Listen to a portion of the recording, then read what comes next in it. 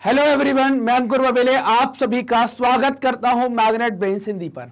Magnet brains Hindi एक ऐसा platform है जो हिंदी माध्यम की कक्षा 6 से लेकर कक्षा 12वीं तक का संपूर्ण पाठ्यक्रम बिल्कुल निःशुल्क में उपलब्ध करा रहा है। मैग्नेट ब्रेन्स मतलब है फ्री एजुकेशन, मतलब कि आपको यहां पर किसी प्रकार का कोई पेमेंट नहीं देना होता है। आपको सभी वीडियोस मिलते हैं बिल्कुल निःशुल्क, वो भी क्वालिटी कंटेंट और क्वालिटी टीचर्स के साथ। तो अब हम बात करेंगे कि इस वीडियो के अंदर जो हम पढ़ने वाले हैं वो है, टॉपिक का नाम है हमें संविधान की जरूरत क्यों है। ये टॉपिक है कक्षा 9वीं के राजनीति विज्ञान के चैप्टर नंबर 2 का नाम है संविधान का निर्माण या संविधान निर्माण। इस चैप्टर का ये टॉपिक हम कवर करेंगे, हमें संविधान की जरूरत क्यों है। तो जैसे ही हम टॉपिक में आगे बढ़ते हैं तो सबसे पहले जानते हैं कि संविधान की जरूरत आपको क्यों होती है। तो हमें एक संविधान की जरूरत क्यों है और संविधान क्या करता है, इस बात को हम दक्षिण अफ्रीका के उदाहरण से समझ सकते हैं। क्योंकि हमने पिछले वीडियो में दक्षिण अफ्रीका में एक संविधान के बारे में बात की थी, तो वहां का उदाहरण लेकर हम इसको बहुत अच्छे से जान सकते हैं। इस नए लोकतंत्र में दमन करने वालों, है ना, दमन करने वाले और दमन सहने वाले दोनों ही साथ साथ समान हैसियत से रहने की योजना बना रहे थे।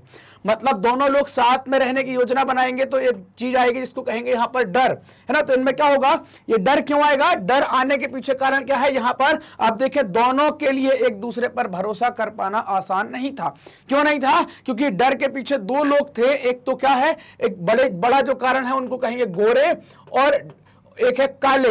तो गोरों के द्वारा कालों पर अत्याचार किया गया था। तो अब कालों को या गोरों को यह लग रहा था कि कालों की सत्ता आएगी तो हमारे ऊपर भी अत्याचार आएगा। मतलब दोनों वर्ग जो है वो एक दूसरे के साथ सहज महसूस नहीं कर रहे थे, तो एक दूसरे पर भरोसा करना आसान नहीं था। उनके अंदर अपने अपने किस्म के डर थे। जिस डर की मैंने बात करी है, सबको अलग अलग लेकर कुछ डर हुआ करते थे। वे अपने हितों की रखवाली चाहते थे। वो चाहते थे कि उनके हित जो उनको दिए गए हैं, सभी वर्ग, चाहे गोरा हो, चाहे काला हो, चाहे रंगीन हो, श्वेत अश्वेत रंगीन, सभी लोग अपने हितों की रखवाली चाहते थे। बहुसंख्यक अश्वेत इस बात पर चौकस थे कि लोकतंत्र में बहुमत के शासन वाले मूल सिद्धांत से कोई समझौता ना हो, है ना। वो क्या चाहते थे कि भाई बहुमत के शासन वाले मूल सिद्धांत से कोई समझौता ना हो, ये ऐसा उनका मानना था या ये बात वो चाहते थे यहां पर। ठीक, उन्हें बहुत सारे सामाजिक और आर्थिक अधिकार चाहिए थे। मतलब ये क्या होगा, ये अधिकार किसको दिए जा रहे हैं, नागरिक को दिए जाने वाले अधिकार हैं। तो नागरिक यहां पर सामाजिक और आर्थिक अधिकार चाहते थे। अल्पसंख्यक गोरों को अपनी संपत्ति और अपने विशेष अधिकारों की चिंता थी कि ऐसा नहीं कि शासन बदले और हमारी संपत्ति छीन ली जाए, हमारे अधिकार खत्म कर दिए जाए।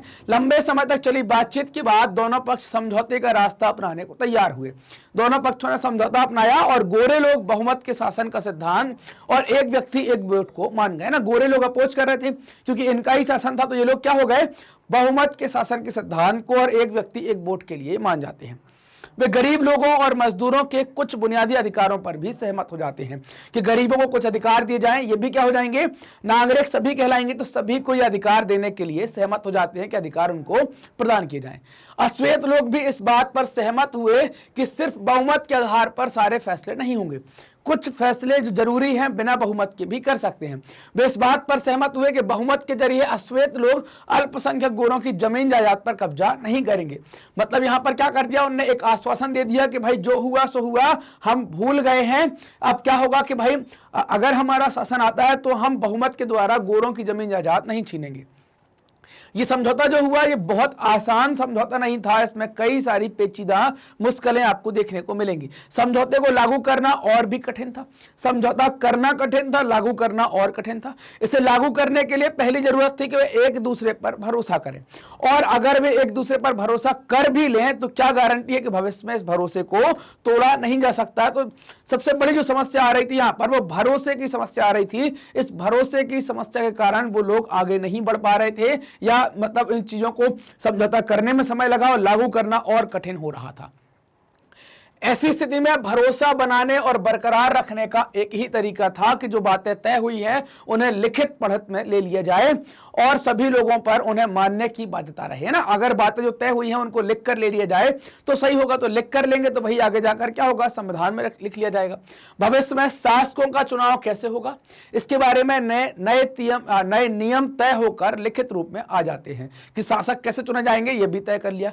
चुनी सरकार क्या कर सकती है, क्या नहीं कर सकती है, और लिखित रूप में मौजूद होता था कि उसके पास क्या पावर है, क्या पावर नहीं है, क्या उसके अधिकार क्षेत्र में है, क्या उसके अधिकार क्षेत्र के बाहर है। ये सभी कुछ लिखित में ले लिया गया ताकि भविष्य में आने वाले समय पर चीजें परिवर्तित ना हो सके। इन्हीं लिखित नियमों में नागरिकों के अधिकार भी हुआ करते थे, जिनको हम अपने यहां पर मौलिक अधिकार कहते हैं, वैसे यहां पर नागरिकों के अधिकार भी यहां पर हुआ करते थे। ये नियम तभी काम करेंगे जब जीत कर आने वाले लोग इन्हें आसानी से और मनमाने ढंग से नहीं बदलेंगे, है ना। तो ये नियम बहुत तरीके से कब काम करेंगे, जब जीत कर आने वाले लोग इन्हें आसानी से और मनमाने तरीके से नहीं बदलेंगे। तो ये नियम क्या होंगे, बहुत आसानी से काम करते रहेंगे, कोई समस्या यहां पर आएगी नहीं। दक्षिण अफ्रीकी लोगों ने इन्हीं चीजों का इंतजाम किया। वे कुछ बुनियादी नियमों पर सहमत हुए, मतलब कुछ जो बेसिक नियम है उनको लेकर वो सहमत हो जाते हैं। वे इस बात पर भी सहमत हुए कि नियम सबसे ऊपर होंगे और कोई भी सरकार इनकी उपेक्षा नहीं करेगी। तो यही नियम आगे जाकर क्या हो जाएंगे, संविधान के अंदर होंगे। तो संविधान सबसे ऊपर होगा, जैसे भारत में होता है, और कोई भी व्यक्ति इस पर हस्तक्षेप नहीं करेगा, इसको बहुत ज्यादा बदल नहीं सकता। इन्हीं बुनियादी नियमों के लिखित रूप को क्या कहते हैं, संविधान कहते हैं, जो हमने अभी बात की यहां पर। तो ये बुनियादी नियम जो है वो क्या कहलाते हैं, संविधान कहलाते हैं। संविधान रचना सिर्फ दक्षिण अफ्रीका की ही खासियत नहीं है। हर देश में अलग अलग समूहों के लोग रहते हैं और अलग अलग समूहों में क्या होती है, संविधान की रचना होती है। संभव है कि उनके रिश्ते दक्षिण अफ्रीका के गोरे और कालों जितने कटुतापूर्ण ना हो, फिर भी सब जगह पर क्या किया गया है, संविधान को बनाया गया है, संविधान को वहां पर तैयार किया गया है। पर दुनिया भर में लोगों के बीच विचारों और हितों में फर्क रहता है। हर जगह के जो विचार हैं उनके बीच में वो उनमें अंतर है, हित जो है उनमें अंतर होता है। लोकतांत्रिक शासन प्रणाली हो ना हो, पर दुनिया के सभी देशों की ऐसी बुनियादी नियमों की जरूरत होती है कि अधिकार दिए जाएं, सरकार क्या कर सकती क्या नहीं कर सकती, ये नियम उनको जरूर दिए जाएं। यह बात सिर्फ सरकारों पर लागू नहीं होती, हर संगठन के कायदे कानून होते हैं, संविधान होता है। इस तरह आपके इलाके का कोई क्लब हो या सहकारी संगठन हो, फिर राजनीतिक दल, सभी को एक संविधान की जरूरत होती है। बिना संविधान के सभी लोग आगे नहीं बढ़ सकते। तो देखो अपन बात कर लेते हैं यहां पर कि संविधान की जरूरत क्यों होती है, ये अपन देख लेते हैं मोटे तरीके से ना। हमने देखा क्या है, तो हमने कुछ पॉइंट निकालिए। सबसे पहला पॉइंट यहां पर आ जाता है, एक पॉइंट आता है, क्या पॉइंट आता है यहां पर, कि हमने पॉइंट निकाला है कि भाई भरोसे और सहयोग की बात यहां पर कर रहे हैं।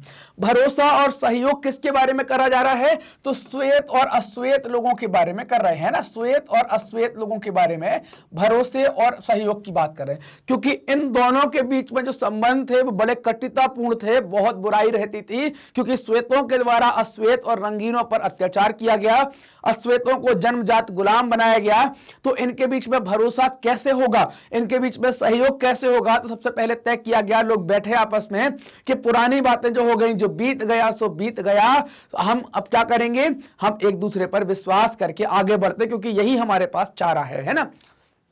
जैसे अब देखो, इन दोनों को मैं क्या कह दूं, इन दोनों को कह दूं कि ये दोनों आंखें हैं, है ना। ये दोनों आंखें हैं, ये दोनों एक दूसरे से जुदा जुदा हैं कि नहीं है, क्या मिल गई हैं, क्या नहीं मिली हैं, बिल्कुल अलग अलग हैं, है ना। भारत के संदर्भ में ये कथन कहा गया था, है ना, ये कथन आता है भारत के संदर्भ में हिंदू मुस्लिम को लेकर कि हिंदू मुस्लिम भारत की सुंदर दुल्हन की दो आंखें हैं। तो ऐसे ही हम यहां पर देखते हैं कि श्वेत अश्वेत दक्षिण अफ्रीका की दो आंखें हैं। अगर इसमें से किसी एक को आप हटाते हो तो काना हो जाएगा, और काने व्यक्ति को शुभ नहीं मानते हैं ना, बोले उसकी सुंदरता खराब हो जाती है। तो आपको इन दोनों को साथ में लेकर चलना पड़ेगा। एक आंख दूसरी आंख को देख नहीं पाएगी। देख पा रहे क्या, ये आंख इस आंख को देख सकती है, बताइए।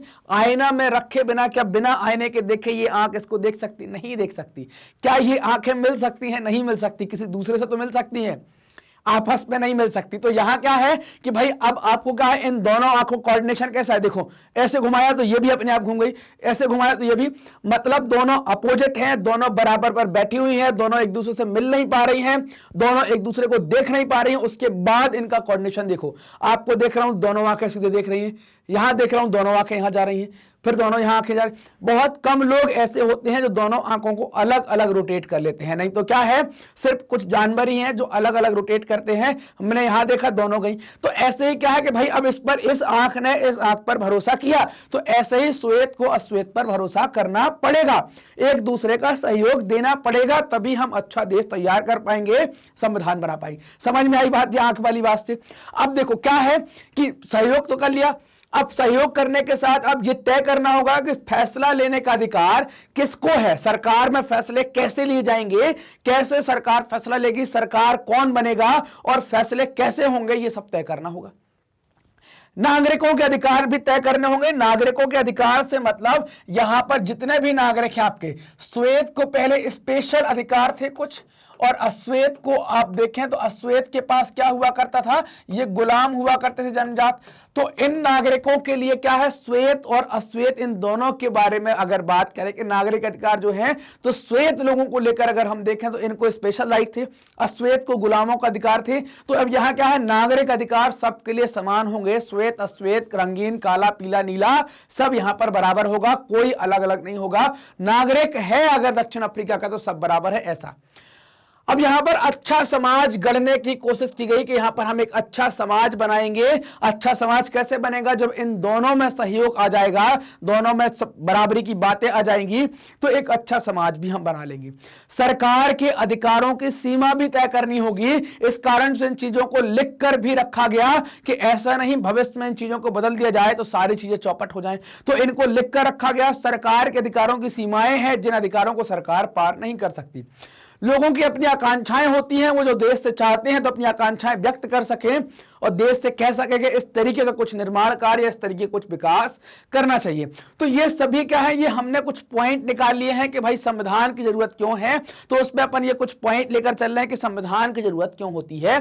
तो यहां पर हमें समझ में आया कि संविधान की जरूरत क्यों होती है, और ऐसे संविधान सब जगह होते हैं। यहां पर हमने देखा था ना, कोई क्लब हो, कोई सहकारी संगठन हो, कोई राजनीतिक दल हो या कोई भी संस्थान, उस सबको अपना एक संविधान बनाते हैं, वो अपने अकॉर्डिंग तैयार करते हैं कैसे हम उस संगठन को यहां पर चलाएंगे। तो सभी लोग ऐसी चीजें यहां पर तय करते हैं। संविधान लिखित नियमों की एक ऐसी किताब है जिसे किसी देश में रहने वाले सभी लोग सामूहिक रूप से मानते हैं। संविधान सर्वोच्च कानून है जिससे किसी क्षेत्र में रहने वाले लोग, जिन्हें नागरिक कहा जाता है, उनके बीच में, है ना, उनके बीच आपसी संबंध तय होने के साथ साथ लोगों और सरकार के बीच संबंध भी तय होते हैं। संबंध अनेक काम करता है जिसमें ये प्रमुख है। पहला क्या है, यह साथ रह रहे विभिन्न तरह के लोगों के बीच जरूरी भरोसा और सहयोग का विकास करता है। दूसरा क्या है, यह स्पष्ट करता है कि सरकार का गठन कैसे होगा और फैसले लेने का अधिकार कैसे होगा, यह भी इसके द्वारा यहां पर तय कर दिया जाता है। तीसरा क्या है, यह सरकार के अधिकारों की सीमा तय करता है, जो भी हमने देखा था, सरकार के अधिकारों की सीमा तय करता है और हमें बताता है कि नागरिकों के क्या अधिकार हैं। और चौथा, यह सबसे अच्छे समाज गठन के लिए लोगों की आकांक्षाओं को व्यक्त करता है ना, कि समाज का अच्छा गठन होगा, इसके लिए लोगों की आकांक्षाएं, वो क्या चाहते हैं, उनकी इच्छाएं क्या है, उनको व्यक्त करता है। तो यही बातें तो हमने यहां पर की थी, कि यही बातें सारी हमने यहां पर देखी थी कि क्यों जरूरत है, क्योंकि भरोसा, सहयोग, नागरिकों के अधिकार, अच्छा समाज, अच्छे समाज के लोगों की आकांक्षाएं, सरकार के अधिकारों की सीमा और फैसले लेने का अधिकार, ये सारी बातें हमने यहां पर देखी थी कि भाई ऐसा यहां पर होगा। जिन देशों में संविधान है वे सभी लोकतांत्रिक शासन वाले हों, यह जरूरी नहीं हो सकता कि भाई सारे देशों में, मतलब हर एक लोकतांत्रिक देश में संविधान हो, ऐसा तो होगा, लेकिन जिन देश में लोकतंत्र, जिन देश में संविधान है वो लोकतांत्रिक हो, ऐसा संभव नहीं है कि हो ही जाए। ब्रिटेन के खिलाफ आजादी की लड़ाई के बाद अमेरिकी लोगों ने अपने लिए संविधान का निर्माण किया, है ना। तो अमेरिका में भी इन्होंने क्या कर लिया, संविधान का निर्माण किया। फ्रांसीसी क्रांति के बाद फ्रांसीसी लोगों ने एक लोकतांत्रिक संविधान बनाया, क्रांति हम पढ़ चुके हैं। इसके बाद यह चलन हो गया कि हर लोकतांत्रिक शासन व्यवस्था लिखित में एक संविधान तैयार करती है, लिखित में एक संविधान उसके द्वारा यहां पर बनाया जाता है। तो ऐसे हमने यहां पर देख लिया कि भाई संविधान का निर्माण कैसे होता है, या संविधान की जरूरत हमको क्यों है, ये बातें हमने यहां पर तय कर ली हैं। मैग्नेट ब्रेन्स हिंदी आप सभी के लिए एक व्यवस्था की है कि आप अपने वीडियोस को बहुत अच्छे तरीके से देख पाएं, क्योंकि आपके साथ दिक्कत आती है कि आप वीडियोस को बहुत अच्छे तरीके से देख नहीं पाते। यूट्यूब पर जाते हैं तो कई बार वीडियो सर्च करने में परेशानी आती है। इसके लिए मैग्नेट ब्रेन्स हिंदी ने अपनी वेबसाइट बनाई है magnetbrains.com के नाम से। आप क्या करेंगे, इस वेबसाइट का उपयोग करने के लिए टाइप करेंगे magnetbrains.com और आप जाएंगे कोर्सेज के सेक्शन में। जो भी कोर्स आपको पढ़ना है उसको आप चुन लेंगे। चुनते ही आपके सामने क्लासेस का ऑप्शन आ जाएगा। आप कक्षा 9वीं चुनेंगे, चूंकि आप 9वीं के विद्यार्थी, 10वीं के होंगे तो 10वीं चुनेंगे।